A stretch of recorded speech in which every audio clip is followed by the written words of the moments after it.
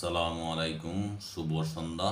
যে যেখান থেকে আমার ভিডিও দেখছেন সবাইকে আন্তরিক অভিনন্দন, শুভেচ্ছা ও ভালোবাসা। আমি মোহাম্মদ শিব্বির আহমেদ, চ্যানেল বাংলা 78 থেকে বলছি। কালের কণ্ঠের একটি নিউজ, উপদেষ্টারা নতুন দলে আসতে হলে পদত্যাগ করতে হবে আক্তার। খবরে বলা হয়, সরকারের কোনো উপদেষ্টা যদি নতুন রাজনৈতিক দলে অংশ নিতে চান তাহলে তাকে অবশ্যই তার পদ ছেড়ে আসতে হবে বলে মন্তব্য করছেন জাতীয় নাগরিক কমিটির সদস্য সচিব আক্তার হোসেন। তিনি বলেন, আমরা জনমানুষের কাতার থেকে জনমানুষের সঙ্গে রাজনীতি করতে চাই। আজ রবিবার এক সভায় এসব মন্তব্য করেন আক্তার। ফেব্রুয়ারির মধ্যেই নতুন রাজনৈতিক দল আনুষ্ঠানিক যাত্রা শুরু করবে বলে জানিয়েছেন তিনি। অভ্যুত্থানের চাওয়া পাওয়াকে নতুন রাজনৈতিক দল ধারণ করতে চায়।